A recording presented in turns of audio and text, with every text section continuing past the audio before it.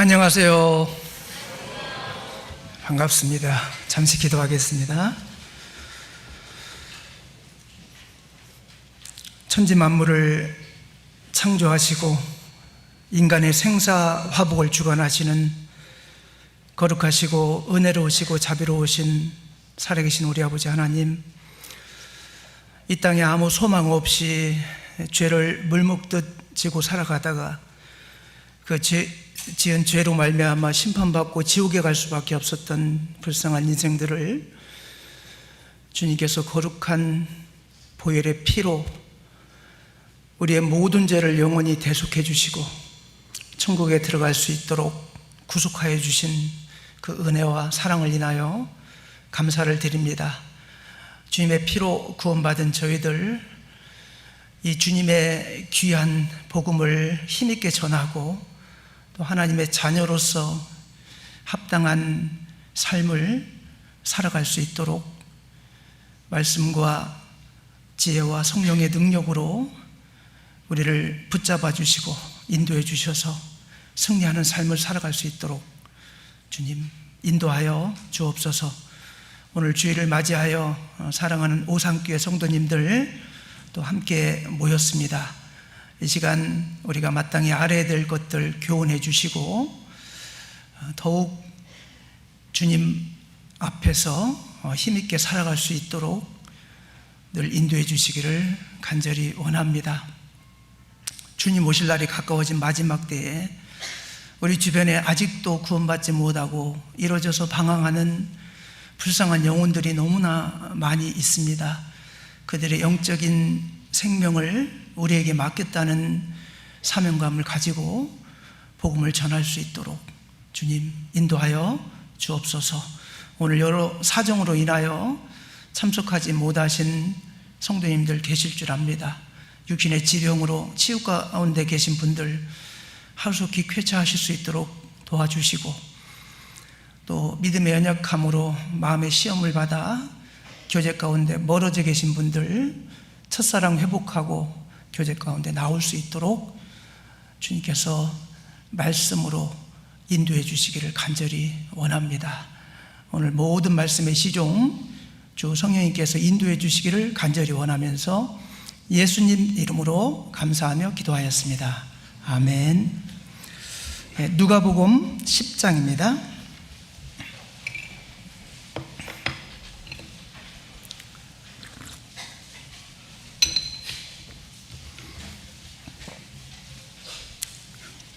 누가복음 10장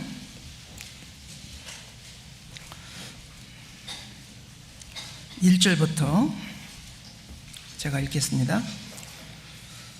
이후에 주께서 달리 70인을 세우사 친히 가시려는 각동 각처로 둘씩 앞서 보내시며 이르시되 추수할 것은 많되 일꾼이 적으니 그러므로 추수하는 주인에게 청하여 추수할 일꾼들을 보내어 주소서 하라.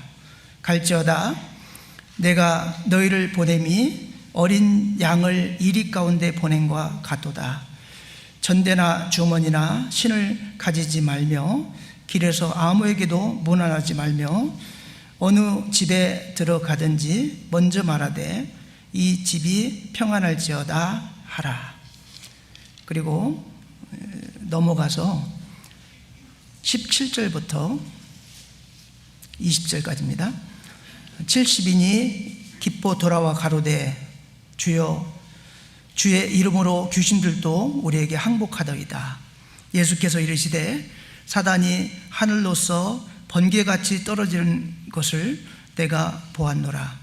내가 너에게 뱀과 정갈을 밟으며 원수의 모든 능력을 제할 권세를 주었으니 너희를 해할 자가 결단코 없으리라. 그러나 귀신들이 너에게 항복하는 것으로 기뻐하지 말고 너희 이름이 하늘에 기록된 것으로 기뻐하라 하시니라.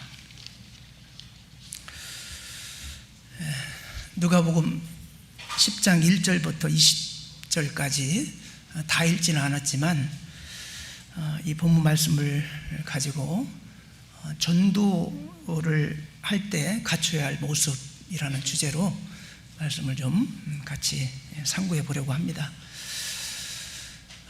오산교회 오래간만에 뵈는 것 같습니다. 꽤 오래전에 다녀갔는데 지금 학예수양일을 앞두고 많이 기도하고 계실 줄 압니다. 그래서 전도와 관련된 내용으로 오늘 같이 말씀을 상고해 보려고 하는데 아마 다 알고 있는 그런 내용일 것 같습니다. 그렇지만 또 학예수양회를 준비하는 입장에서 전도할 때 우리가 어떤 마음을 가지고 전도해야 될지 이런 것들을 좀 한번 생각하고 정리하는 그런 시간을 가졌으면 좋을 것 같습니다. 날씨가 많이 더워져서 저는 참 더위를 되게 싫어하는 사람인데 이제 조금만 움직여도 땀이 나고 그러는 것 같습니다. 이제 그 더위를 좋아하시는 분들은 드디어 나의 세상이 왔다 그러고 좋아하시는데 저는 겨울이 좋거든요. 겨울이 좋고 여름 땀도 많고 해가지고 여름을 싫어하는데 근데 이제 학예수양회가 있어서 여름이 기대가 되는 것 같습니다. 예수님께서 오늘 본문 내용을 보면 70일을 선발해가지고 각동 각처에 앞서 보내시는 모습으로 시작이 됩니다. 그러면서 이제 여러 가지 당부 말씀을 이렇게 해주셨습니다. 근데 오늘 이 본문 말씀을 통해서 우리가 전도할 때 꼭 생각해야 될 그런 여러 가지 교훈들이 있다고 생각합니다. 누가복음 10장 1절에서 2절을 보면 이후에 주께서 달리 70인을 세우사 친히 가라사대 각동 각처로 둘씩 앞서 보내시며 이르시되 추수할 것은 많되 일꾼은 적으니 그러므로 추수하는 주인에게 청하여 추수할 일꾼들을 보내어 주소서 하라. 먼저 우리 구원받은 모든 성도님들은 이 복음을 전할 예수님의 사신이라는 생각을 가지고 전도를 하면 좋겠다 하는 생각이 듭니다. 한 나라를 대표해서 사신이 가서 그 나라의 어떤 그 이익을 위해서 협상도 하고 또 친선도 이렇게 다지고 그렇게 하기 위해서 사신을 보내잖아요. 사신은 그 나라를 대표해서 가는 사람이라는 거 잘 아실 겁니다.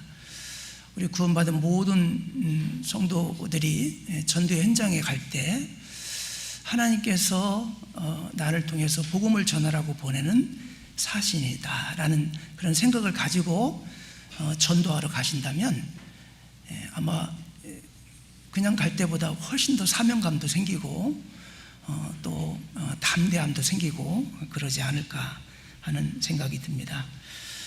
특히 주님의 재림이 가까워진 마지막 때에 추수할 것은 많되 일꾼은 적으니 추수할 일꾼들을 보내주소서 하라 그랬는데 정말 마지막 때라 그 마지막 추수할 때는 옛날에 시골에서 보면은 이제 마지막 추수할 때는 아주 어린 자녀들의 그 고사리 손까지도 다 힘을 보태야 되는 그런 시기라고 할 수가 있습니다. 지금 주님이 재림하시기 직전이고 이번에 그 이영 목사님께서도 이번 학예수양회가 마지막일 수 있다. 뭐 매년 하시는 말씀이지만 이렇게 듣다 보면 정말 그럴 수 있겠다. 우리 사랑하는 가족들에게 또 아는 지인들에게 복음을 전할 수 있는 마지막 기회일 수 있다라는 생각으로 이번 학예수양회를 준비해야 되겠다 그런 다짐을 이렇게 저도 했는데 정말 주님이 당장 재림하셔도 아무 하자가 없을 정도로 주님 오시기 전에 징조들이 다 이루어지고 있고 나타나고 있는 그런 시기이기 때문에 정말 추수하는 일꾼들이 많이 필요한 시기라고 할 수가 있습니다. 그래서 이제 우리가 추수하는 과정을 보면은 먼저 특별히 70인을 이렇게 택해 가지고요, 예수님 앞서서 보내는 모습이 나옵니다. 달리 70인을 세우사 그랬습니다. 우리 구원받은 모든 성도님들은 복음을 전해야 될 책임을 갖고 있는 사람이죠. 근데 또 특별히 앞서 복음을 전하기 위해서 택한 그런 분들이 있습니다.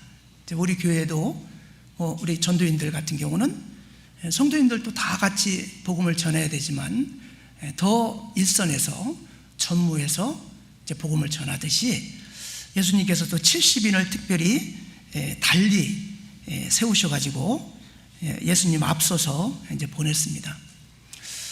아마 70인이 그 많은 사람들 가운데 분명히 예수님을 따르면서 훈련된 그런 분들이었을 거라고 생각을 합니다. 하나님께서는 특별히 하나님의 일을 대리할 그런 사람을 항상 이렇게 택해서 전도할 지역으로 이제 보내는 모습을 볼 수가 있습니다. 출애굽 당시에도 특별히 모세라는 사람을 선택을 하고 또 모세와 함께 할 70 장로를 택해서 이제 같이 이렇게 이스라엘 백성들을 인도할 수 있도록 하시는 모습이 나옵니다. 출애굽기 24장 한번 볼까요? 24장 1절.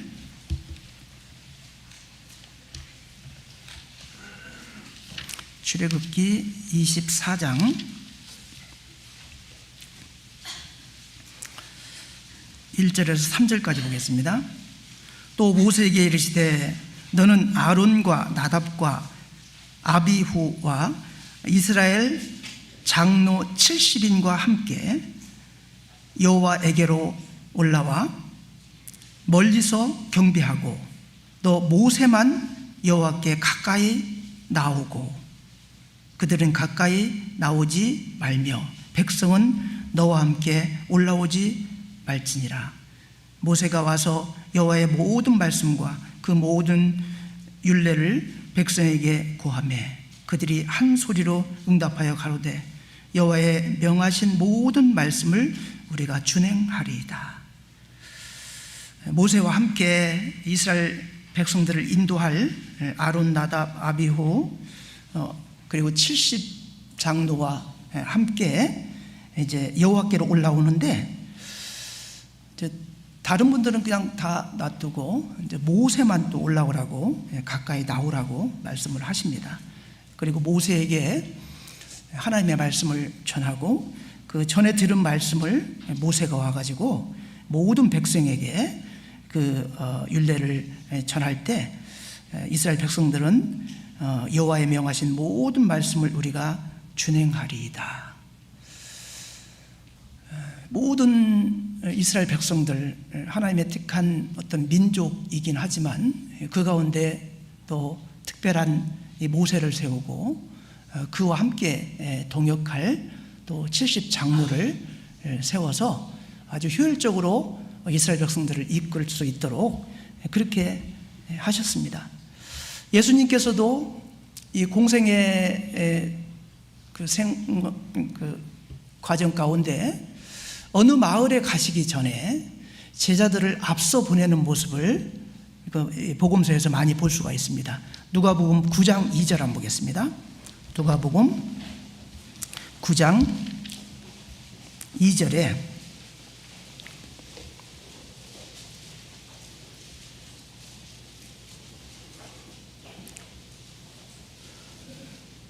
하나님의 나라를 전파하며 앓는 자를 고치게 하려고 내어 보내시며, 그리고 52절을 보면 사자들을 앞서 보내심에 저희가 가서 예수를 위하여 예비하려고 사마리아인의 한 촌에 들어갔더니 사자들을 앞서 보내시며 그랬어요. 항상 예수님이 가시기 전에 앞서 제자들을 보내시는 모습을 봅니다. 앞서 가서 아마 이제 예수님이 오실 것을 이야기하고 예수님이 오셔서 이렇게 복음을 전할 수 있는 그런 환경과 분위기 이런 것들을 이제 만들고 그리고 또 본인들도 직접 예수님을 복음을 전하고 이제 이런 모습들이 나오는데 앞서 이 복음을 전할 수 있는 그런 사람들이 이제 우리 교회에도 이제 전도인들이 이제 많이 계신데 우리 교회 전도인들이 수가 얼마나 되는지 아세요? 우리 전체 전 세계 다 합쳐가지고 전도인 수가 몇 분이나 될까요? 보통 몇백 명 되겠지 이렇게 생각하시죠? 전체 전도인 수 이번에 말씀하는 거 보니까요 2116명입니다. 한국인 전도인이 685명인데요 국내에 502명이 계시고 해외에 183명을 해외로 파송해서 복음을 전하고 있습니다. 물론 한국인 중에 현지에서 계시다가 거기서 전도인이 되신 분도 물론 계십니다. 그리고 이제 현지 전도인이 1,431명입니다. 한국인 전도인보다 현지 전도인 수가 훨씬 많습니다. 여러분 잘 아시겠지만 아프리카에는 한국인 선교사가 하나도 없습니다. 이제 아프리카인들에게 이렇게 그 전도인을 세워서 그들이 그들을 전할 수 있도록 이제 환경 자체도 한국인들이 가서 거기서 이렇게 활동하기가 어려운 환경이기도 하지만 아무래도 같은 피부색을 갖고 있는 분들의 전도가 훨씬 더 설득력 있고 또 복음 전하기에 또 그런 환경에 적응이 된 분들이니까 그렇게 해서 이제 현지 전도인들을 많이 세우는데 2116명입니다. 저도 그렇게 많은 줄은 몰랐어요. 이번에 알았어요. 한 1000명 되나 이렇게 생각을 했는데 현지 전도인들이 생각보다 엄청 많고 지금 훈련 받고 있는 분들도 꽤 많은 걸로 알고 있어요. 그래서 어떻게 보면 우리 교회가 전 세계에 이렇게 활발하게 복음이 전해지는 것은 이런 그 특별히 세워진 전도인들이 전무해서 정말 충성되게 복음을 전하고 있기 때문이라는 생각이 들어요. 그래서 우리 교회의 그 힘 중의 힘이 우리 특별히 선택한 이런 전도인들이 아닐까 그런 생각이 듭니다.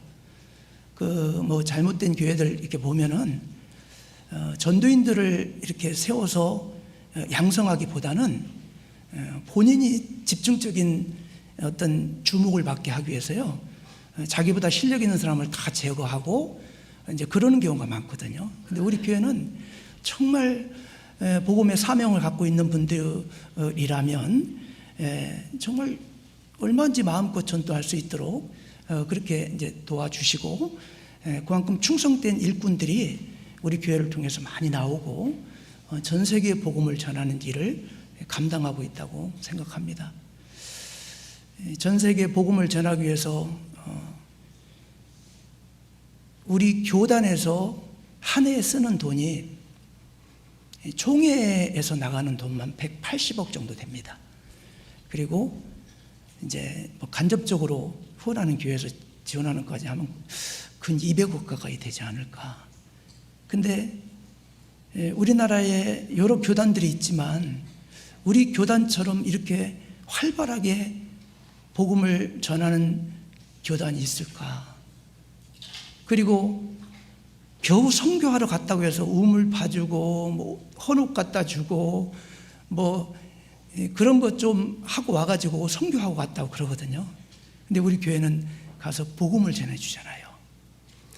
아무리 물질적으로 육신적으로 사람들을 도와주는 것보다 정말 복음을 알지 못하는 사람들에게 이 복음을 전해주는 것만큼 그 복된 활동이 없잖아요.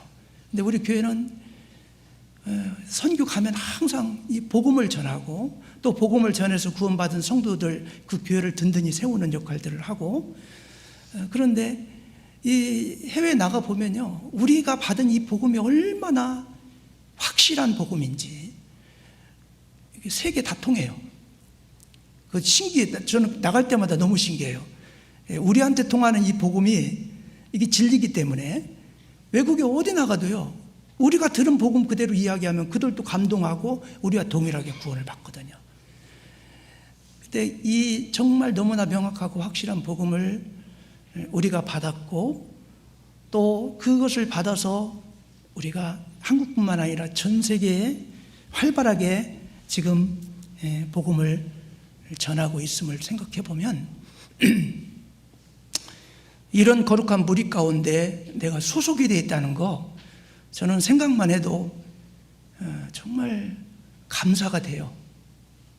제가 87년도 구원을 받고 그 전에 많은 교회들 다녀봤고, 또 천주교도 한 5년 정도 천주교인으로 신앙생활을 한 적이 있습니다.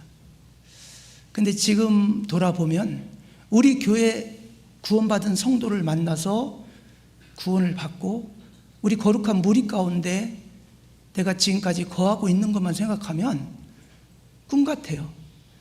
만약에 정말 거듭난 우리 교회 성도를 만나지 않았다면 저는 지금도 신앙생활 열심히 할 겁니다.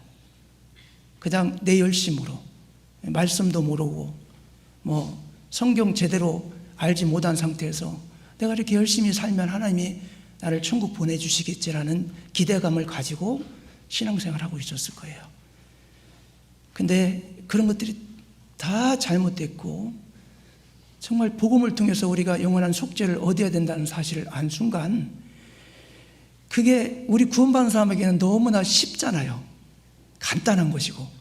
근데 구원받지 못한 사람에게는 정말 어마어마한 비밀이거든요. 우리가 비밀이다 하는 것이 농담처럼 말하지만 깨닫지 못한 사람들에게는 어마어마한 비밀인 거예요. 예수님을 입으로 항상 말하면서도 예수님이 자기와 아무 관련이 없고, 그런 분들이 거반이잖아요.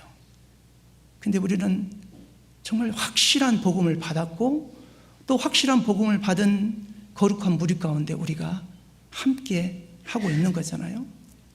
이 오산 지역에 큰 교회들이 많이 있을 거예요. 근데 저는 오산에서 제일 큰 교회는 우리 대한예수교 침례 오산교회라고 자부합니다. 우리 교회만큼 오산에서 구원받은 사람이 많은 교회가 있을까요? 수천 명, 수만 명이 모이는 교회가 있다고 해도 우리처럼 이렇게 명확한 복음을 듣고 구원받아서 천국의 소망을 가지고 살아가는 사람이 우리 교회만큼, 오산교회만큼 오산에 많은 교회가 있을까요? 그런 거 생각해 보면 참 우리에게 그 큰 사명이 주어졌다는 것을 알 수가 있어요. 주변에 우리가 입을 벌리지 않으면 열심히 신앙생활 하다가 심판받고 지옥 갈 그 불쌍한 사람들이 주변에 널브러져 있는 거예요.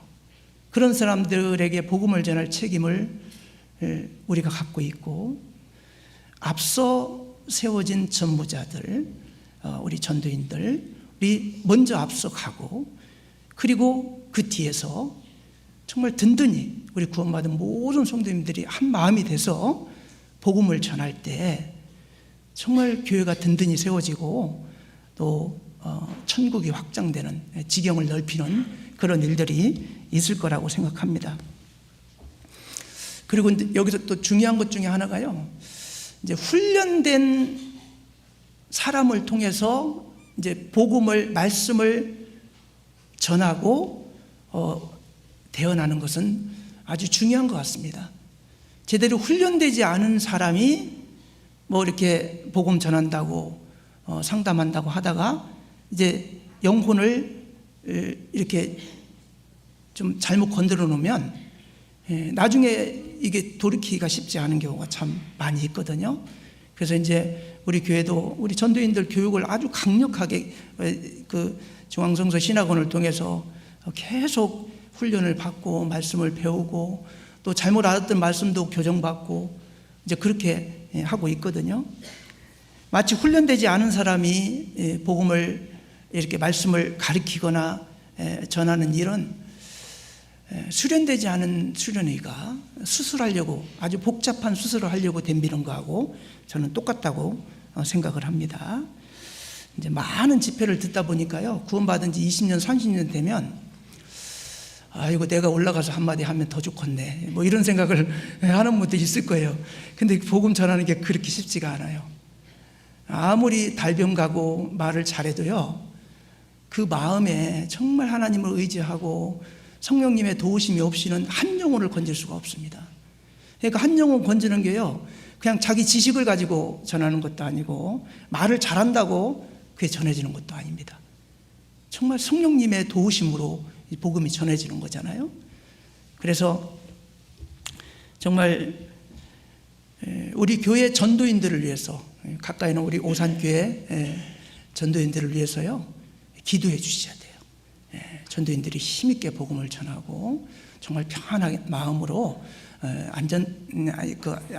안정된 마음으로 복음을 전할 수 있도록 기도를 항상 해 주셔야 됩니다. 사도 바울 같은 위대한 사도도 우리를 위하여 기도하라, 기도해달라고 부탁을 합니다. 데살로니가전서 5장 25절에도 형제들아 우리를 위하여 기도하라, 우리를 위하여 기도하라. 사도 바울과 그 복음을 전하는 일행을 위해서 기도하라. 히브리서 13장 18절 한번 찾아볼까요? 히브리서 13장 18절.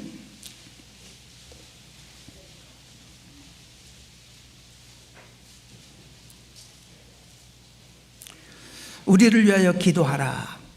우리가 모든 일에 선하게 행하려 함으로 우리에게 선한 양심이 있는 줄 확신하노니 우리를 위하여 기도하라.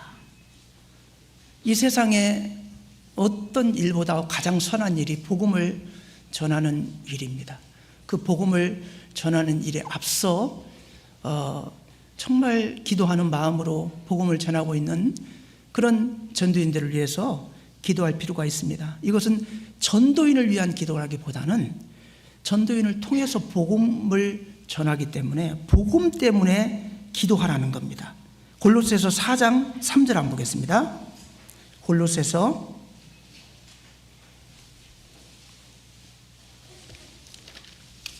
4장 3절. 또 참으로 나와 멍에를 같이 앉아 내게 구하노니 복음에 나와 함께 힘쓰던 저 부녀들을 돕고 또는 글레멘도와 그 외에 나의 동역자들을 도우라. 그의 이름이 생명책에 있느니라. 정말 복음에 나와 함께 힘쓰던 부녀들, 복음을 전하는 일에 함께하는 많은 분들이 있었고 이제 그분들을 위해서 기도할 필요가 있는 겁니다. 지금 제가 빌립보서 4장부터 찾았죠. 죄송합니다. 빌립보서 4장. 제가 빌립보서를 골로새서라고 했나요? 죄송합니다. 장절이 똑같아서 그런가? 죄송합니다. 빌립보서 4장 3절을 제가 읽었습니다. 2절에서 3절까지 보면은 정말 사도 바울과 함께 동역하면서 복음을 전했던 그런 많은 성도들이 있었고, 사도 바울과 함께 복음을 전한 일에 동역했던 그 사람들을 위해서 기도해 달라고 말씀을 하고 있습니다. 골로새서 4장 3절에도 보면 여기는 더 명확하게 말씀하고 있죠. 그리하면 내가 마땅히 할 말로써 이 비밀을 나타내리라. 빌립보서 4장 3절이죠. 죄송합니다. 이거 골로새서 4장 3절입니다. 골로새서 4장 3절. 빌립보서하고 골로새서가 바뀌어가지고 골로새서 4장 3절에 보면 또한 우리를 위하여 기도하되 하나님이 전도할 문을 우리에게 열어주사 그리스도의 비밀을 말하게 하시기를 구하라. 내가 이것을 인하여 매임을 당하였노라. 여기 보면 전도할 문을 열어달라고 기도하라고 이야기하면서 그리스도의 비밀을 말하게 하시기를 구하라. 그러면서 4절에 그리하면 내가 마땅히 할 말로써 이 비밀을 나타내리라. 우리가 전도할 문을 열어달라고 기도를 하는데 앞서 전도하는 그 훈련된 전도인들을 위해서 꼭 기도를 해주시면 좋을 것 같고요. 그 다음에 예수님께서 이렇게 전도할 사람들을 보내실 때 보면 이제 앞서 보내셨다 이제 그랬는데 이게 앞서 보내셨다는 말에 이제 주님께서 특별히 하나님의 명령을 받고 보낸 사람들을 의미하는 말이잖아요. 그래서 제가 서두에도 우리 구원받은 모든 성도인들은 하나님의 대사라는 생각을 가지고 이제 복음을 전해야 된다라고 말씀을 드렸는데 예수님께서도 오시기 전에 세례 요한이 6개월 전에 먼저 와서 그 길을 평탄케 하게 하기 위해서 이제 앞서 이제 보내셨습니다. 우리도 하나님께서 우리를 복음을 전하기 위해서 보낸 그런 대사라는 생각을 가지고 복음을 전해야 됩니다. 그리고 우리가 또 전도하러 갈 때도 앞서 본인이 마음밭을 충분히 이제 갈아놓는 것이 필요합니다.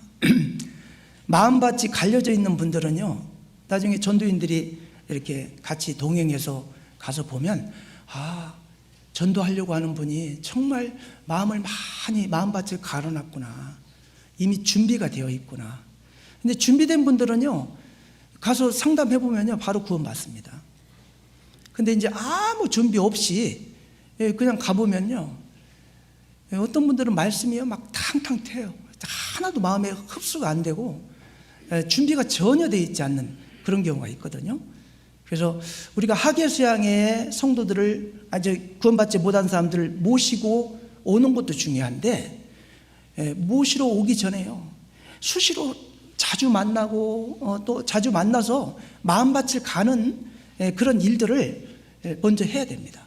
해놓고 하계수양이 모시고 오면 거의 구원받거든요.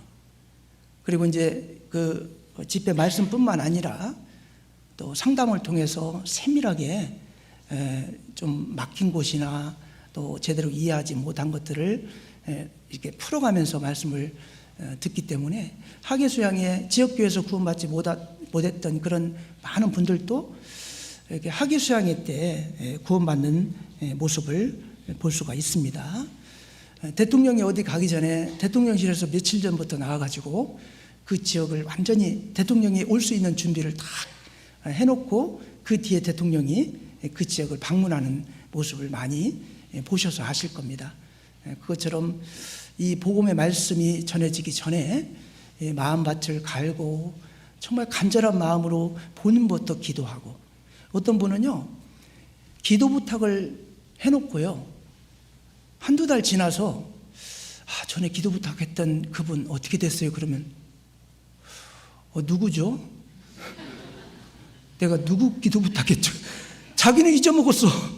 기도 부탁 해놓고는 자기는 간절히 그분을 위해서 기도하지도 않아. 그러면은 거기에 무슨 능력이 생기겠어요? 자기가 기도 부탁한 분은 정말 구원받을 때까지 끝까지 놓지 않고 간절한 마음으로 기도를 하고, 그리고 기도 부탁을 했을 때는 많은 성도님들이 그분을 위해서 지금 기도하고 있는 거거든요. 그런데 이제 본인은 정작 기도하지 않는다면 그건 합당치 않겠죠. 그래서 많이 기도하는 가운데 자주 만나서 식사도 같이 하고 이렇게 마음밭을 충분히 갈아서 이제 대집회 아니면 집회, 다른 집회도 뭐 좋고, 그 다음에 이제 특히 하계수양회 같은데 이제 모시고 가면 이제 확실하게 구원을 받을 수가 있습니다. 근데 이제 우리가 전도하러 갈 때 혼자보다는 둘 이상 가는 게 좋습니다. 둘씩 짝을 지어 보내셨다라고 오늘 본 말씀에 그 70인을 보내면서 둘씩 짝을 지어 보냈다고 말씀하고 있잖아요. 1절에 보면 혼자보다는 둘 이상이 가는 게 좋아요. 여호와의 증인들도 보면은 꼭 2명 이상씩 짝지어서 다니죠. 그 뭐 이단들도 보면요, 막 신천지 이런 데도 보면 꼭 둘 이상씩 짝지어서 그렇게 다녀요. 그래서 혼자는 용기가 없고 혼자는 하기가 어려운 거, 그리고 막혔을 때 또 같이 간 분이 또 도와주거든요. 그렇기 때문에 이제 전도하러 갈 때 있잖아요. 뭐 우리 부모님을 전도하러 간다고 해도 우리 청주교회는 꼭 그렇게 하거든요. 이제 담당 전도인도 같이 가는 경우도 많고, 이제 그렇지 않다고 해도요, 그 구역에서 임원들하고 같이 갑니다. 막 절대 오지 말라고 그래도요, 이제 가면요, 그렇게 반갑게 또 맞이해줘요. 뭐 오면 나 집에 나갈 거야, 절대 오지 마. 그런데 딸을 생각해서, 아들을 생각해서, 부모를 생각해서 문전박대 하기가 어렵거든요. 근데 개 중에 그런 사람도 있긴 있지만, 이제 그래도 여럿이 가면요, 이겨낼 수가 있어요. 근데 혼자는 엄청난 상처가 되고, 또 혼자 가면요, 잘 듣지도 않아. 그냥 이런 말 하려면 집에 오지도 마. 그렇게 하시거든요. 근데 이제 선물, 꼭 갈 때는 선물을 갖고 가야 돼요. 선물은 마음을 부드럽게 하기 때문에 선물을 우리 교회에서 마련한 선물, 그리고 교구에서 마련한 선물, 구역에서 마련한 선물, 우리는 선물을 한 서너 개씩 줍니다. 그렇게 하면요, 이렇게 마음이 닫혀있던 분들도 이렇게 문전박대를 못 하시더라고요. 그리고 또 멀리서 왔다 그러니까, 아유, 이 멀리서 나를 생각해서 왔는데 내가 말씀을 듣지 않는다고 해도 문전박대를 하면 안 되지, 그런 생각을 하시는 것 같아요. 그렇게 눈물로 전도하고 해도요, 씨도 안 먹히던 분이 한 2-3명 같이 이렇게 가면요, 그래도 앉아서 뭐 음식도 대접해 주시고 차도 대접해 주시고, 또 말씀하는 거 듣기 싫어도요, 앉아서 들으시거든요.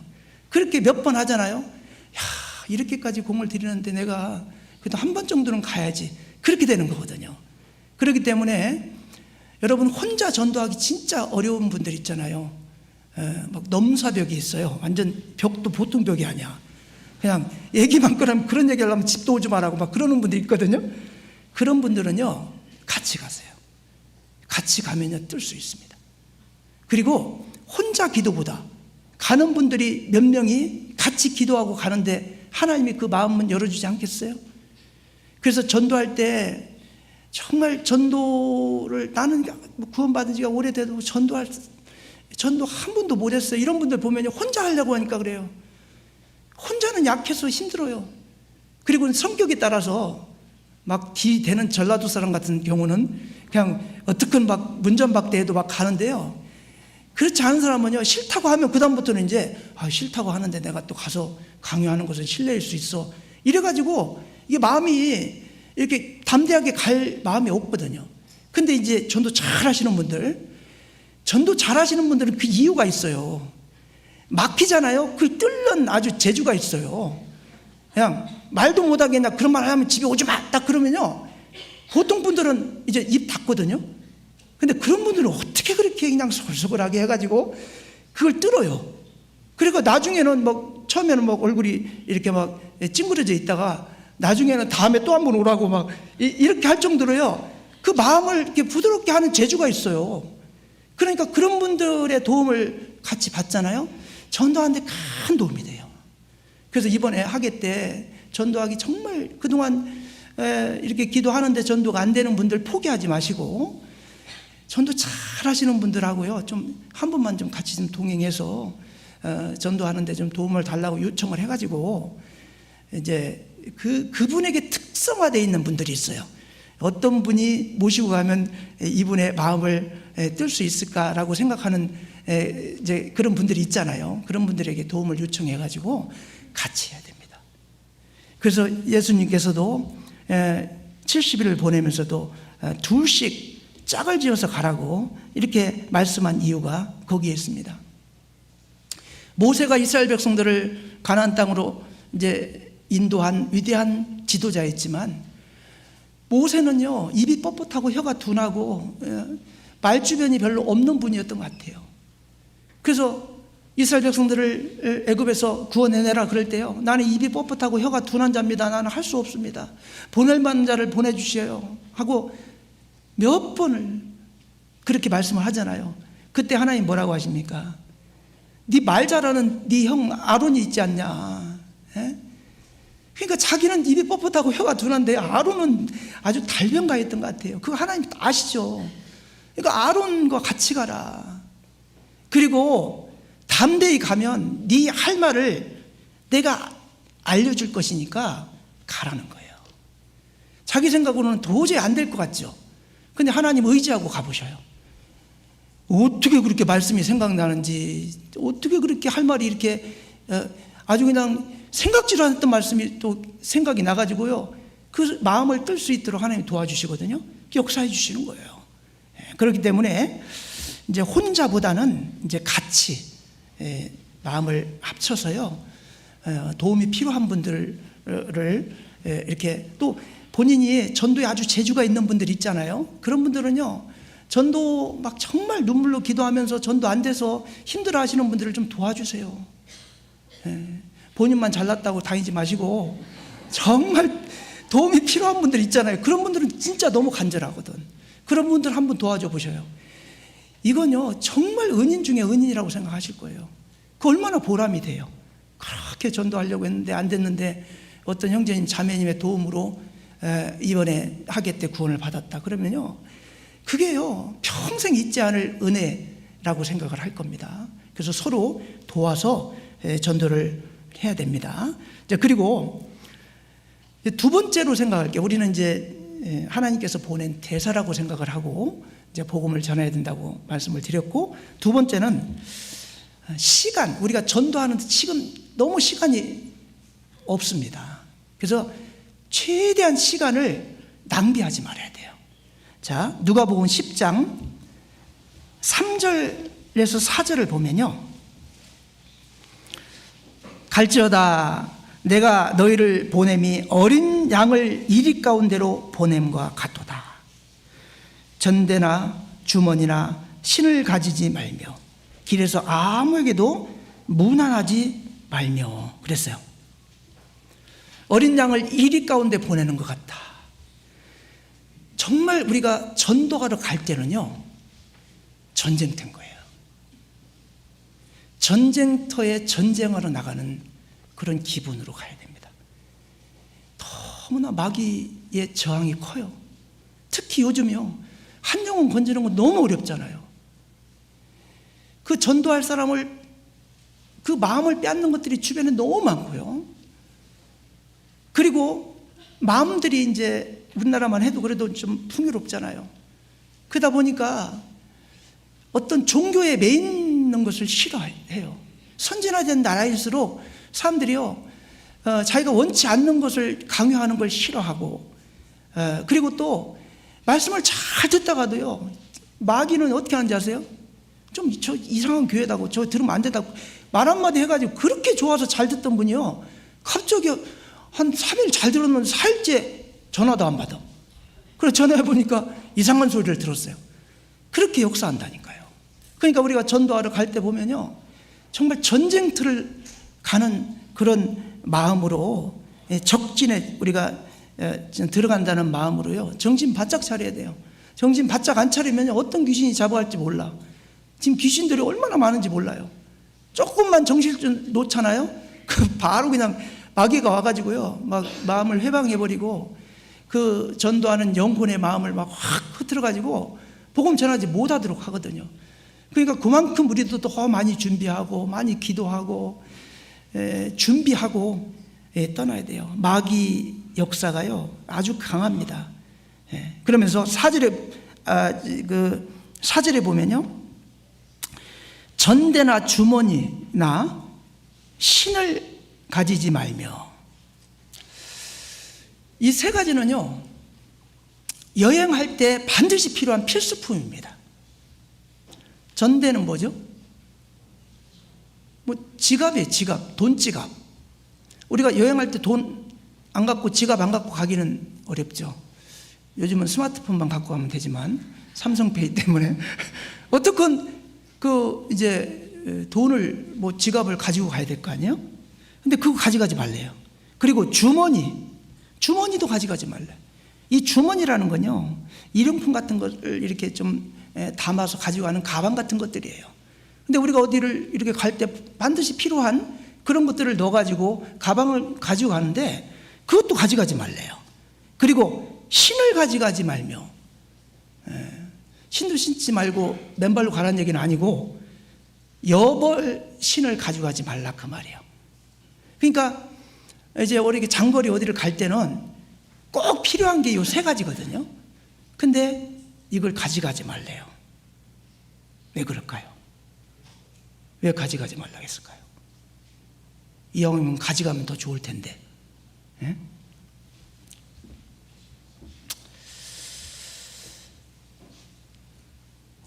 하나님께서는 우리가 전도하러 갈 때 전적으로 하나님을 의지하고 나가는 것을 원해요.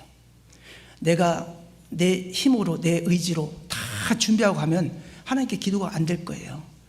근데 정말 하나님의 도우심으로 내가 내 자신을 의지할 수 있는 것을 다 끊어버리고 하나님이 안 도와주시면 나는 전도 못합니다. 나 아무것도 안 가지고 갈 거니까 하나님 좀 도와주세요. 사실은 이 가장 기본적인 생필품까지도 이제 가져가지 말라라고 이야기한 건요, 전적으로 하나님을 의지하고 나가라는 거예요.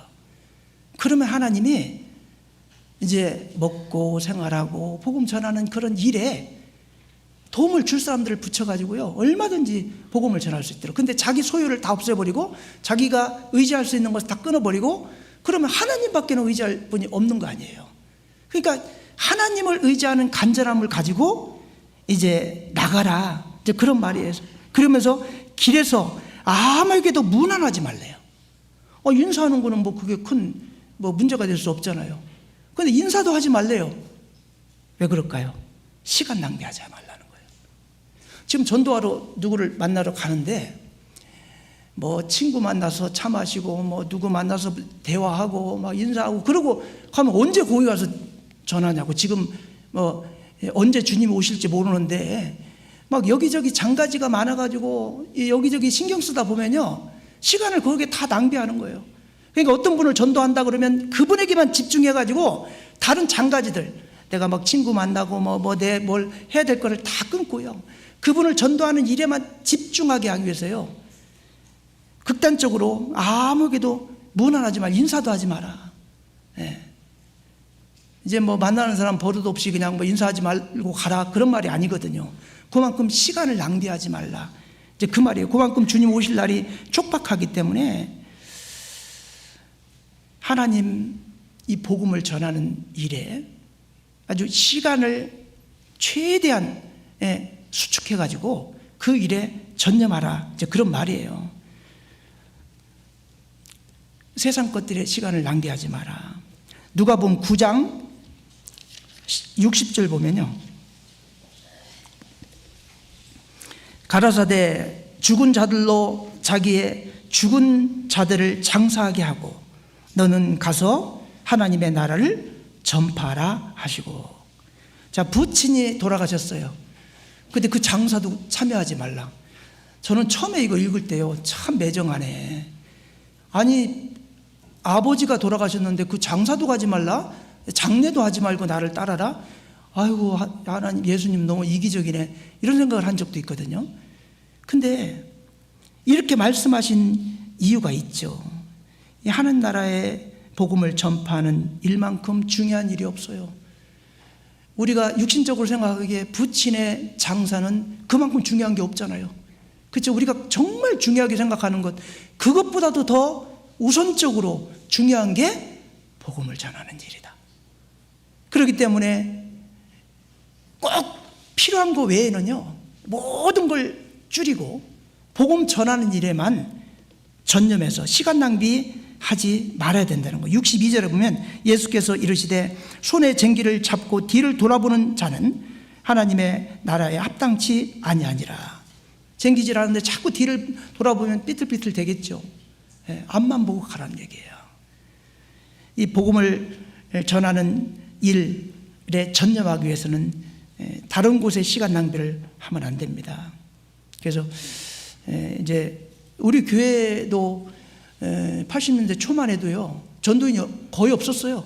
자비랑 직장 갖고 있으면서 그냥 주일날 설교 다니는 분들, 그런 분들이 좀 있었을 뿐이고. 근데 이제 우리 교회를 통해서 성령님이 강하게 역사하고 이제 복음이 전해지기 시작하면서 전무자들을 둔 거예요. 그것만, 그 복음 전하는 일만 아주 전무해서 하게 하기 위해서. 왜냐하면 세상 일하고 같이 겸직하기가 어렵거든요. 그리고 이제 교회에서 지정한 전무자들이 아니라고 해도 정말 세상에서 직장생활도 열심히 하시면서요, 모든 걸 줄이고 복음 전하는 일에 모든 힘을 합쳐주시는 그런 형제 자매님들이 교회마다 있어요. 그래서 그렇게 생각해 보면 너무 감사하죠. 우리 이제 전무하는 분들은 전무하라고 교회에서 생활비 주면서 하기 때문에 전무할 수 있는데요, 가정생활, 직장생활 얼마나 바빠요. 그럼에도 불구하고 시간 내가지고 복음 전하는 일에 합력하고, 해외 선교 간다고 하면 뭐 일주일, 2주일씩 휴가 내가지고 같이 참여하고, 이런 거 보면 얼마나 감사한지 몰라요. 최대한 세상적인 그런 일들을 줄이고 정리하고 복음 전하는 일에 함께 해야 됩니다. 시간 낭비하면 안 됩니다. 주님 오실 날이 가까워졌잖아요. 그리고 이제 누가복음 10장 5에서 6절 한번 보겠습니다. 누가복음 10장 5에서 6절. 어느 집에 들어가든지 먼저 말하되 이 집이 평안할지어다 하라. 만일 평안을 받을 사람이 거기 있으면 너희 빈 평안이 그에게 머물 것이요, 그렇지 않으면 너희에게로 돌아오리라. 평안을 빌라 했어요. 우리가 어떤 형제 자매인 집에, 어떤 형제 자매님들의 사업장에 방문할 때, 방문해서 도착하자마자 우리는 기도합니다. 그때 평안을 빌어주잖아요. 육신의 평안도 중요하죠. 근데 영적인 평안이 진정한 평안이에요. 어떤 집에 방문했을 때 그 집에 있는 구원받은 성도들 위해서 이제 기도하지만 가장 수건이 뭐예요? 아직 구원받지 못한 가족들의 전도예요. 그러니까 그 가정의 진정한 평안은 한두 명이라도 구원받지 못한 가족이 있다면요, 이제 그게 그 집의 가장 정말 기도 제목 아닙니까? 그럼 그 집에 방문했을 때 미리 우리가 어떤 집을 신방을 가고 방문할 때요, 그냥 아무 생각 없이 덜렁덜렁 가는 게 아니고 좀 파악을 해야 돼요. 저도 신방 가기 전에요, 잘 아시는 뭐 구역장님, 조장님, 아니면 담당 전도인 이런 분들에게요, 그분의 사정을 충분히 듣습니다. 지금 사정이 어떻고, 기도는 무슨 기도를 하고 계시고, 건강 상태는 어떻고, 그걸 알고 가야 그분에게 맞는 평안을 빌어줄 수가 있거든요. 그리고 그 중에 구원받지 못한 가족들이 있다고 할 때 그 구원받지 못한 가족들을 생각하면서 구원받을 수 있도록, 꼭 전도될 수 있도록, 가까운 시일 내에 그분들에게도 복음이 전해질 수 있도록 기도해 주는 것은요, 그 가정의 평안을 비는 것 중에 가장 첫째라고 생각을 해요. 그리고 육신적인 평안도 빌어줘야 되겠죠. 어떤 사업장을 갔을 때 그 사업이 번창하고 잘 돼서 하나님께 영광이 되게 해달라고 기도를 해야 되겠죠. 그렇지만 남편이 구원 안 받거나, 아내가 안 받았거나, 자녀가 안 받았거나, 부모가 안 받았을 때 이제 그분의 구원을 위해서 우리가 기도해 주는 것은 꼭 필요합니다. 어떤 분들은요, 집의 신방을 거절하는 분들이 있어요. 집이 작다는 이유로, 집이 더럽다는 이유로, 뭐 부담스럽다는 이유로. 제가 어떤 교회를 갔는데요, 지금까지 한 번도 집을 개방한 적이 없는 분이 있더라고요. 근데 제가 거긴 갔죠. 네. 나한테는 개방 안 할 수가 없죠. 지금까지 한 번도, 구원받은 지가 꽤 오래됐는데요, 신방하는 걸 원치 않아서 집을 확 그냥 문을 걸어 잠그고요, 구역모임, 조모임도 한 번도 한 적도 없고 그런데요. 그런데 이제 물론 뭐 이제 형제 자매님들이 방문하고 또 전도인이 방문하려면은 그동안 자유롭게 살다가 또 대청소를 한번 해야 되고, 하다못해 이것저것 또 이렇게 이제 대접도 해야 되고, 그러니까 부담스러울 수 있죠. 근데 여러분, 그 집안의 의인들이 와서 우리 집을 위해서 기도해 준다는 걸 생각 안 해요? 자기 혼자 아무리 기도해도 들어주지 않던 그런 일들이요, 의인들 10명이 와가지고 기도하면 내 혼자 기도하는 것보다요 얼마나 성령님을 움직이는 힘이 있는지 아세요? 그분들이 와서 자기 집의 평안을 위해서, 자기 평안을 위해서 기도해 주잖아요. 그 얼마나 큰 이익이에요.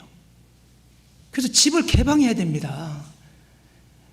저는요, 막 큰 집 가서 신방하는 것보다요, 정말 18평 막 이런 데 가면요 막 감동이 돼요. 더 기도가 더 강하게 돼요. 오히려 그렇게 약한 분들, 어려운 분들, 우리가 해외 선교 가서 왜 감동을 받죠? 정말 열악한 환경 가운데서 믿음을 지키면서 그 가족들의 복음을 전하려고 애쓰는 그 모습 보면요 막 눈물이 나고, 정말 우리 같은 이렇게 좋은 환경 가운데 우리가 신앙생활 하면서 우리가 전도에 등한히 했구나, 그런 생각 들잖아요. 근데 막 거기가 해외 선교 가가지고 막 한국보다 더 좋은 집 막 사는 분들 신방하고 와보셔요. 아무것도 남는 게 없어요. 제가 유럽 쪽에도 이렇게 성남에 있을 때는 이태리 밀라노 교회를 8년 이렇게 후원한 적이 있는데요. 이제 간 김에 뭐 이제 프랑스 교회도 가보고, 또 뭐 그 스위스도 가보고, 뭐 여러 군데 이렇게 이제 오면서 이제 방문해서 하루 정도 이렇게 머물고 교제하고 그렇게 왔는데, 선교팀을 모시고 유럽에 갈 때보다 정말 어려운 동남아시아나 그 남미나 이런 데 갔다 오면요, 그런 데 갔다 온 사람들이 훨씬 더 정말 선교를 너무 잘 갔다고, 너무 잘 갔다 왔다고, 정말 너무나 많은 것을 얻어왔다고 그럽니다. 근데 유럽 같은 데 가면은 이게 감동이 그렇게 되질 않아요. 그래서 여러분, 집이 작고 좀 누추해도요, 그런 집에 가면 더 기도가 된다니까요. 형제 자매님들이 방문해서, 이 전도인이 방문해서 그 가정을 위해서 기도하는 게 얼마나 큰 힘인데, 왜 집을 꽁꽁 걸어 잠그고 신방을 못 오게 합니까? 네. 예수님께서도 이 보혜사를 통해서 우리에게 계속 함께 동행하시고 우리를 돕고 우리를 위해서 기도하고 계시거든요. 요한복음 14장 27절 한번 보겠습니다. 요한복음 14장 27절. 요한복음 14장 27절. 평안을 너희에게 끼치노니 곧 나의 평안을 너희에게 주노라. 내가 너희에게 주는 것은 세상이 주는 것 같지 아니하니라. 너희는 마음에 근심도 말고 두려워하지도 말라. 평안을 너희에게 끼치노니 곧 나의 평안을 너희에게 주노라. 성령님 보혜사가 오셔가지고요, 우리와 함께 동행하시면서 우리에게 평안을 주셨어요. 네. 평안을 너희에게 끼치노니 곧 나의 평안을 너희에게 주노라. 근데 주님이 주시는 평안은 세상 것 같지 않는 거예요. 우리가 평안을 말할 때 육신적인 평안만을 말한다면 이렇게 말씀하지 않겠죠. 육신적으로는 다들 어렵고 힘들고 요즘 경제적으로 참 어려운 시기를 지나고 있잖아요. 그렇지만 우리가 구원받은 거 생각하면, 영적인 그 평안을 생각하면요, 정말 얼마나 감사한지 몰라요. 예. 우리가 의지할 수 있는 주님이 없다면 얼마나 불안하겠어요. 육신적인 어떤 평안보다도 우리가 영적으로 구원받고 하나님의 자녀로서 천국에 소망을 두고 살아가는 삶이 우리를 정말 어떤 사람보다도 행복하게 하고 평안하게 하는 거라고 할 수가 있습니다. 그래서 우리가 육신적인 평안도 중요하고, 그것보다 더 중요한 것은 영적인 평안을 갖기를 원하는 마음으로 기도하는 것이 필요하다 하는 생각이 듭니다. 그러면서 이제 네 번째로 생각할 것이, 전도한 일에 도움을, 이제 우리가 전도하러 갔을 때요, 이제 전도하러 오신 분에게 이제 도움을 주잖아요. 그 도움을 거절하지 말고 받으라는 거예요. 대신에 복음을 전해줘라. 그 누가복음 10장 7절에서 9절을 보면요, 그 집에 유하며 주는 것을 먹고 마시라. 일꾼이 그 싹을 얻는 것이 마땅하니라. 이 집에서 저 집으로 옮기지 말라. 너희 동네에 들어가든지 너희를 영접하거든 너희 앞에 차려놓은 것을 먹고 거기 있는 병자들을 고치고 또 말하기를 하나님의 나라가 너희에게 가까이 왔다 하라. 주는 것을 먹고 마시라 그랬죠. 일꾼이 그 싹을 받는 것이 마땅하니라. 이 집에서 저 집으로 옮기지 말라. 간 집에서 그냥 신세를 지으면서 묵으라 그 말이잖아요. 영접하거든 너희 앞에 차려놓은 것을 먹고 그랬어요. 우리가 이렇게 전도하러 갈 때요, 막 과도하게 막 아무것도 차리지 마세요. 우리 막 부담 전혀 안 줄 겁니다 이렇게 하지 마시고, 갔는데 막 차려주면 상다리 부러지게 차려놓으면 막 먹으라는 거예요. 묻지 말고. 대신에 그들에게 복음을 전해줘야죠. 육신의 병도 병인데요, 영적으로 병든 분 아닙니까? 구원받지 못한 분들에게. 근데 이제 막 과도하게 이게 막 어떤 도움을 받지 않으려고 막 그렇게 하다 보면, 그렇게 해서 좀 이제 방문했는데 식사도 대접한다고 그러고 또 다가도 대접하고 그렇게 하잖아요. 이제 그럴 때 그걸, 그리고 이제 옛날에 이제 자비랑 선교사들 이런 분들 보면 나그네처럼 다니면서 이렇게 복음을 전하잖아요. 그 사도 바울도 1차, 2차, 3차 전도 여행을 하면서 이제 전도에서 구원받은 집에 한동안 머물면서 복음을 전하기도 하고 그러잖아요. 근데 복음을 전하기 위해서는 그런 걸 자기가 다 해결하면서 복음을 전하기는 어려워요. 그러니까 복음 전하는 일에 도움을 주면 도움을 받아라 이거예요. 차려주면 먹고, 그리고 또 어떤 하다못해 전도비를 지원해주면 그거 받고, 그래서 그걸 가지고 복음 전하는 일에 집중해서 전념하고 쓰면 돼요. 그렇잖아요. 그래서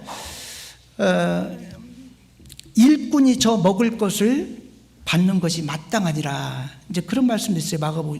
마태복음 10장에 보면. 그래서 이제 그 복음 전하는 일에 도움을 주면은 도움을 받되 병자들을 고치고 그랬어요.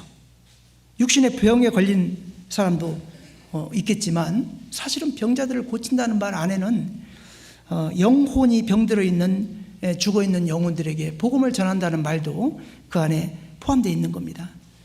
누가복음 5장 31절 이하에 잘 알잖아요. 예수께서 대답하고 하시되 건강한 자에게는 의원이 쓸 때였고 병든 자에게 쓸 때 있나니 내가 의인을 부르는 것이 아니요 죄인을 불러 회개시키러 왔노라. 사실은 구원받지 못한 사람들은 영적으로 병든 자거든요. 그들의 이 마음속에 이 복음을 전해서 구원받게 도와줘야 됩니다. 그래서 우리가 이제 해외 선교도 가보면은 정말 어려운 나라에 선교팀이 왔다고요. 집에서 이제 음식 대접을 하는데요. 나중에 선교사님한테 들어보면요, 거의 한 달치 봉급을 쓴 거예요. 여러분, 어떤 외국에서 우리 형제 자매님들이 왔다고 해서요, 여러분 한 달치 봉급 쓰기 쉽지 않죠. 그죠? 근데 어려운 나라는요, 한 달 봉급이 15만 원, 20만 원 그래요. 많이 받는 사람들이 30만 원이에요. 근데 선교팀 한번 대접하려면 2, 30만 원 드는 거예요. 근데 그걸 해요. 감사하다고. 그래서 아이고 그렇게 부담스럽게 차리지 말고 간단하게 차리라고 해도요. 제가 얼마 전에 미얀마를 갔다 왔는데 어떻게 몸둘 바를 모를 정도로요. 우리가 쫑표라는 이름이 좀 특이하죠. 쫑표라는 교회를 방문을 했어요. 우리가 후원하는 교회라. 근데 이제 이렇게 점심 식사를 하는데요. 우리한테 이제 차려주고 식사하라고 해놓고 저기들은 안 앉아요. 그래서 아니 같이 앉아서 식사합시다 그랬더니 안 앉고 뭐 하는지 아세요? 뒤에서요 부채질해요. 선풍기가 없으니까 뒤에서 더우니까 우리 밥 먹을 때 부채질을 해주고 있어요. 그리고 이제 막 파리 같은 게 막 오니까 파리 쫓으려고 막 부채질 계속하고 그러고 있어요. 그래서 너무 막 부담스럽더라고요. 그래서 이제 나중에 식사 끝나고 나서 이렇게 보러 봤더니 그분들은 손님이 오잖아요. 손님이 오면요, 이제 손님이 식사할 때까지요, 이제 서빙하고 그렇게 부채질 해주고 그러고 있다가 식사 다 끝나잖아요. 남긴 거 먹는 거예요. 그래가지고 다 먹지 말라 그러더라고. 다 먹으면 그분들 먹을 거 없대. 그래서 이제 뭐 과일도 많이 차려놨는데요, 그거 다 먹으려면 다 먹겠더라고. 근데 그거 다 먹으면 이제 큰일 날 뻔했어요. 그거 좀 많이 남겼는데 그분들이 그렇게 부채질 해주고 있다가 식사 다 끝나면요, 그 자리에 앉아가지고 그분들이 식사를 하신대. 근데 그거 보면서요, 이게 어디 가서 이렇게 누가 부채질 해주는데 밥 먹는 그런 호사를 누릴 수 있을까? 너무 감사하고. 근데 이제 우리가 거기를 복음을 전하러 그렇게 왔다는 것 자체가요, 그분들에게는 자기 한 달치 봉급을 가지고 대접을 해도요 아깝지 않은 거예요. 그분들이 그 마음이 있는 거예요. 그럴 때 막 그걸 막 절대 차리지 말라고 하고 막 그럴 필요는 없거든요. 차려놓은 거 묻지 말고 이렇게 먹고. 그리고 이제 그들에게 우리가 더 그들에게 받은 도움보다 더 큰 도움을 우리가 거기 방송시설 같은 것도 이렇게 좀 사서 주고, 거긴 선풍기도 이제 해가 뭐 한 30년 된 선풍기처럼요, 선풍기가 제일 돌아가지도 않는 선풍기에 3대인가 있더라고요. 그래서 이제 천장형이 좋다 그래가지고 이제 선풍기도 다 사주고, 그리고 컴퓨터 모니터 같은 조그마한 요거 가지고요 30명 되는 사람이 어떤 영상 같은 걸 그걸 앞에 놓고 이렇게 보고 그런데요. 그래가지고 85인치짜리 거기서 미얀마에서는 제일 큰 것이 95인치인가 뭐 그게 제일 크대요. 그거보다 조금 낮은 거, 그 85인치짜리를 이제 사서 선물해주고 이제 그러고 하는데, 제 생각 같아서는 에어컨을 설치해주고 싶었는데 에어컨 사줘도 아무 소용없어요. 전기가 안 들어와. 전기가 하루에 2시간밖에 안 들어와요. 그래가지고 이제 거기 이제 제너레이터나 이런 걸 써야 되는데 돈이 없으니까요, 그 기름 내야 되잖아요. 그것도 못 하는 거예요. 그래가지고 솔라셀을 2년 전에 설치를 해줘가지고 겨우 전등 켜고 선풍기 돌아가고 뭐 이렇게 방송 이런 거 좀 하는 뭐 그 정도만 할 수 있는 정도의 솔라셀을 설치해가지고 태양광 해가지고 전기를 쓰고 있더라고. 그전에는요 불도 못 켰대요. 전기가 없어가지고. 그러니 그 더운 나라인데요, 에어컨 사줘봤자 소용없어요. 전기가 없어가지고. 그리고 이제 이게 에어컨을 돌릴 만한 그 전기의 용량이 안 되기 때문에 안 되고. 근데 어떡한 그렇게 이제 대접해 주는 것이 너무 부담스럽고 그러더라고요. 근데 제가 이 말씀이 생각났어요. 어떡한 그 대접 우리를 생각해서 해주는데 그걸 자꾸 막 얘기하기보다는 그냥 차려놓은 거 감사함으로 먹고, 그리고 우리 대신에 우리가 더 그들에게 기도해주고 복음 전해주고 또 우리가 해줄 수 있는 것들 충분히 해주고, 그렇게 하면 되지. 서로 주고받는 그 사랑이 있는 거니까요. 이제 그런 생각을 한 적이 있는데, 우리가 복음을 전하러 가서도 그래요. 어떻건 이렇게 차려놓은 것은 감사함으로 함께 먹고, 그리고 이제 그 집의 평안을 위해서 빌고, 또 그들에게 복음을 전해주고, 또 구원받지 못한 가족들 전도하는 일에 도와주고, 그러면 그게 보답하는 일이 되는 거잖아요. 그래서 하나님의 나라가 너에게 가까이 왔다 하라. 이게 복음을 전하라는 얘기잖아요. 이 복음을 전하는 일만큼 소중한 일이 없죠. 정말 요즘 마지막 때에 이 복음을 전하는 것만큼 시급한 일이 없다고 생각합니다. 예수님께서도 공생애를 시작하면서 제일 먼저 한 말이 회개하라, 천국이 가까웠느니라. 정말 이 전도의 시급성을 알리는 내용이고, 요즘 이제 주님 오실 날이 가까웠다 이제 이렇게 이야기를 하는데, 실제 복음 전하면서는 그 시급성을 잘 이제 생각하지 않고 망각하는 것 같아요. 그래서 항상 집회할 때마다 이번이 마지막 집회, 이번이 내가 마지막으로 전도할 수 있는 기회, 지금은 그렇게 생각해도 틀림없습니다. 왜냐하면 언제 오실지 모르는 진짜 재림이 코앞에 다가왔기 때문에 그래요. 그래서 전도의 시급성을 가지고 이제 복음을 전해야 된다고 생각하고요. 그 다음에 이제 다섯 번째는 영접지 않는 자들에게는 큰 심판이 기다리고 있음을 또 알릴 필요도 있죠. 그래서 10절에서 16절을 보면요, 어느 동네에 들어가든지 너를 영접지 아니하거든 그 거리로 나와 말하되 너희 동네에서 우리 발에 묻은 먼지도 너에게 떨어버리노라. 그러나 하나님의 나라가 가까이 온 줄을 알라 하라.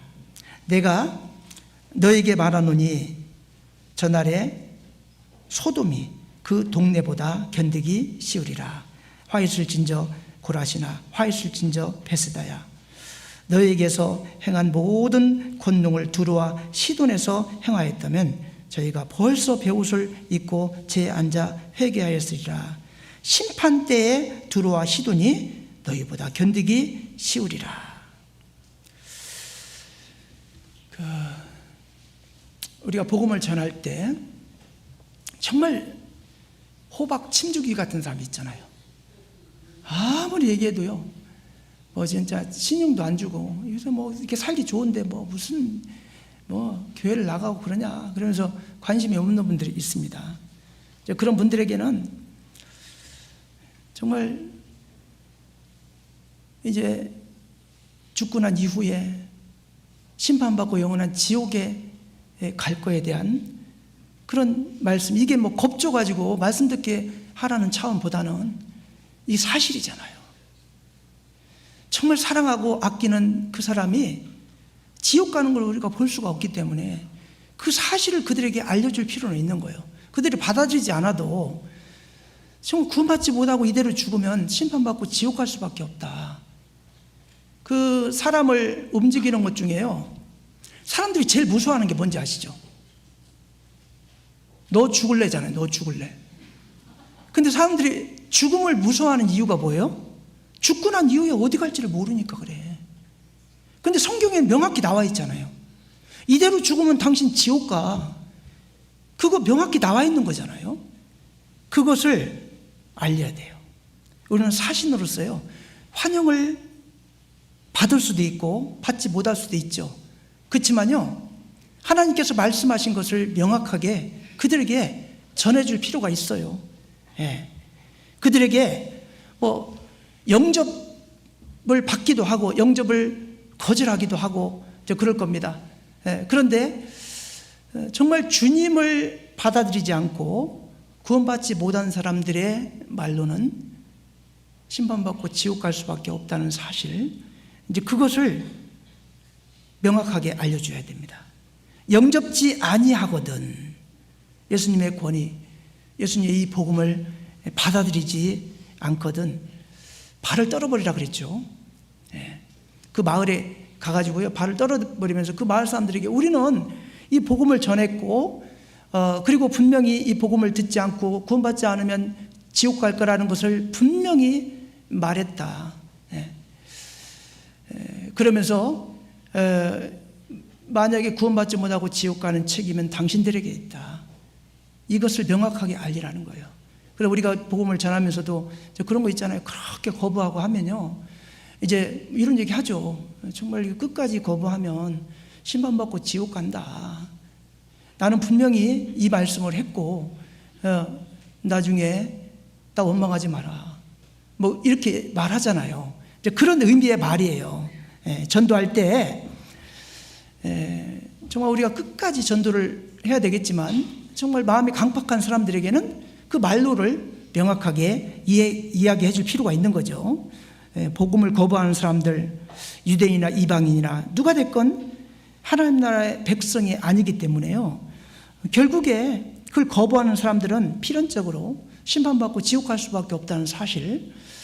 그래서 이제 우리가 그런 말씀을 하면은 막 겁줘가지고 막 시한부 종말론을 주장해가지고 우리를 겁주려고 한다 그러는데, 그건 이제 성경에 있는 사실을 말하는 거잖아요. 그리고 우리가 이제 전도할 때 끝까지 거부하는 사람들, 이제 그런 분들은 여기 말씀대로 막 발 털어버리고 그냥 포기해버리고 그래야 될까요? 그건 아니잖아요. 그래서 우리가 이제 전도하면서 말씀을 듣기를 끝까지 거부하는 그런 사람들에게는요, 최선을 다해서 이제 죽을 때까지 이제 전도를 하고 설득을 해야 되겠죠.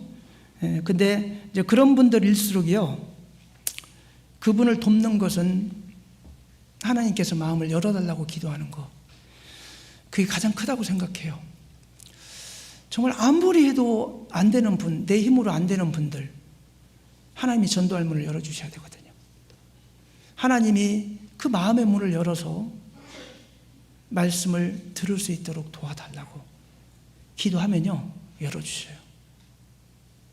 자주장사 루디아의 마음을 열어서 하나님의 말씀을 청종케 했다고 말씀하잖아요. 간절하면 하나님이 열어주셔요. 그러니까 내 힘으로, 내 능력으로, 내 언변으로 도저히 안 될 때, 그럴 때 우리가 최후에 할 수 있는 것은 뭡니까? 하나님, 저 강박한 마음 좀 열어서 하나님 말씀 받아들일 수 있도록 도와주세요. 이렇게 기도할 수밖에 없어요. 우리가 시도할 수 있는 것은 최대한 시도하되 정말 마음을 열어서 바울의 말을 하나님 말씀을 청종할 수 있도록. 엠마오로 가는 두 제자가 예수님을 그렇게 따라다녔던 제자인데요, 예수님 돌아가시고 자기 고향으로 돌아가잖아요.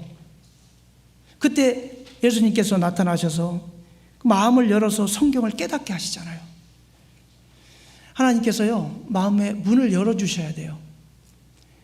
뭐 공부를 많이 해서 뭐 박사라고, 아니면 세상 책을 많이 읽었다고 구원받는 게 아니에요.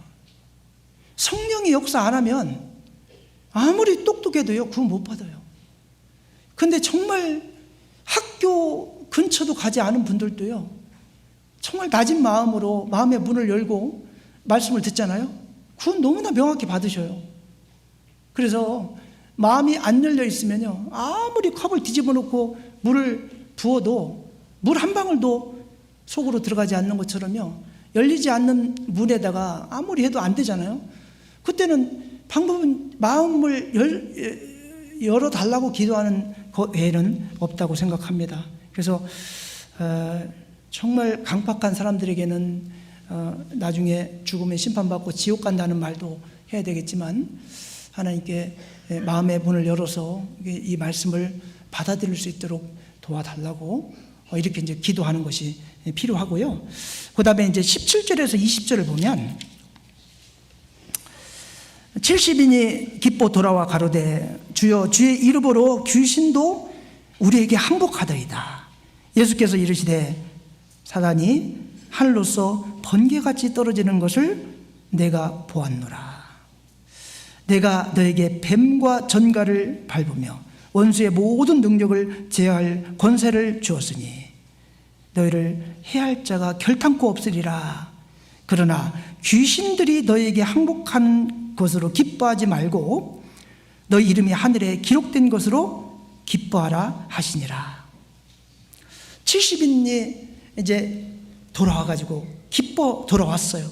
그래가지고 주의 이름으로 귀신들도 항복하더이다. 당연하죠. 왜? 예수님께서 그들을 보내면서 어떻게 하셨어요? 정말 큰 권세를 주었죠. 19절에 보면 내가 너에게 뱀과 전갈을 밟으며 원수의 모든 능력을 제어할 뭘 줬어요? 권세를 주었으니 너희를 해할 자 결탄코 없으리라. 우리도 동일하게 이런 권세를 받은 자들이에요. 정말 우리가 담대히 나가면요 불가능한 일 없어요. 그리고 우리를 해할 자 없으리라. 하나님 보호해 주셔요.